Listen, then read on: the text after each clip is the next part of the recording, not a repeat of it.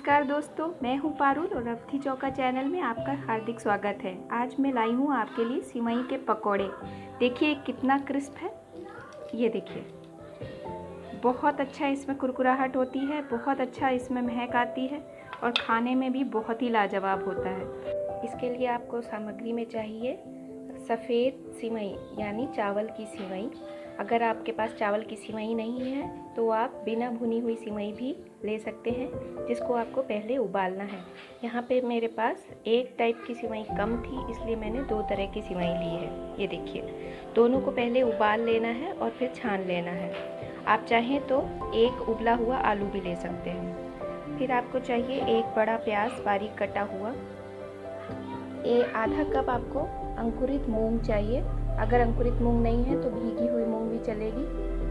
धनिया पत्ती थोड़ी सी, अदरक कुटी हुई, 2 से 3 हरी मिर्च। मेरे पास हरी मिर्च नहीं थी इसलिए मैंने लाल मिर्च का इस्तेमाल किया है। आपको 3 से 4 चम्मच बेसन चाहिए।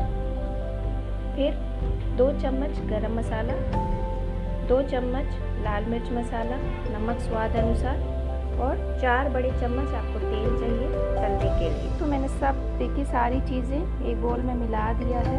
अब आपको अच्छे से इसको मिला लेना है अच्छे से और बांधना है।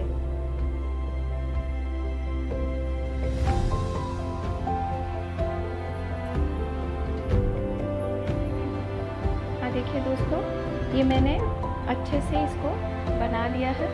अब अगर आपको इसमें लगता है कि बहुत बांधने में दिक्कत हो रही है तो आप इसमें थोड़ा बेसन या चावल का आटा और डाल सकते हैं। अब मैंने इसको ऐसे आपको गोल गोल करके बनाना है।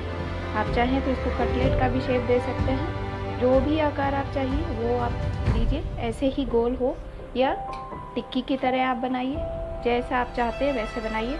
आज मैं यहाँ तलने जा रही हूँ इसलिए मैं इसको जो है गोल आकार दे रही हूँ। आप टिक्की की तरह चाहते हैं तो आप कढ़ाई में इसको टिक्की की तरह शेप दे के वैसे बना सकते हैं। तो दोस्तों, इस तरह से मैंने गोले गोले बना लिए हैं और अब मैंने यहाँ पे तेल भी गरम कर लिया है। ये तेल जो मैं यहाँ पे इस्तेमाल कर रही हूँ ये है आपका कोल्ड प्रेस्ड मूंगफली का तेल। कोल्ड प्रेस्ड स्वास्थ्य के लिए बड़ा अच्छा होता है क्योंकि इसके पोषक तत्व तो ख़त्म नहीं होते हैं तेल गरम करने पे भी। आप चाहें तो कोई भी तेल इस्तेमाल कर सकते हैं।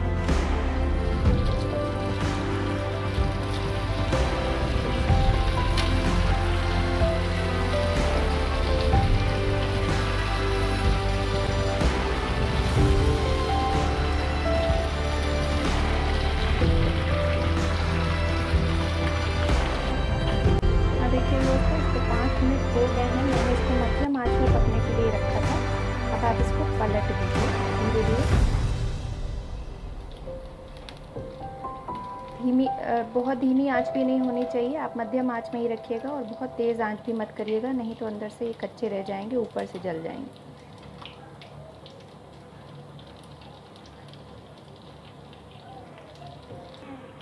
देखिए दोस्तों, 5 मिनट मैंने इसको और पकने दिया है। ये अच्छे से पक गया है। आप कलर देख सकते हैं कितना सुंदर लग रहा है, अच्छे से पक गया है। अब इसको हम प्लेट में निकाल लेंगे।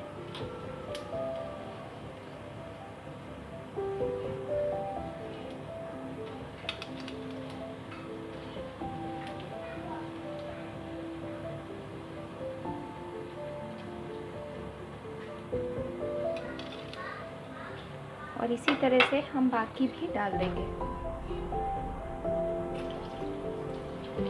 जितनी सामग्री मैंने बताई थी उसमें आप पूरे घर को खिला सकते हैं। 4 से 5 लोग अच्छे से पेट भर के ये नाश्ता कर सकते हैं। ये बहुत ही फटाफट बनता है।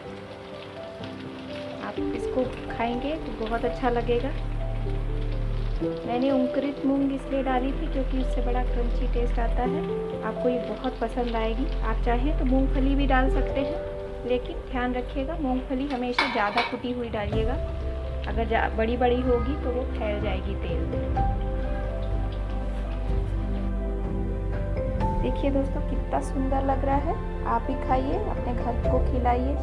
मेरी रेसिपी अगर आपको पसंद आए तो लाइक और सब्सक्राइब करना ना भूलिए और जितना ज़्यादा हो सके उतना ज़्यादा शेयर करिए। अपना ध्यान रखिए, सुरक्षित रहिए।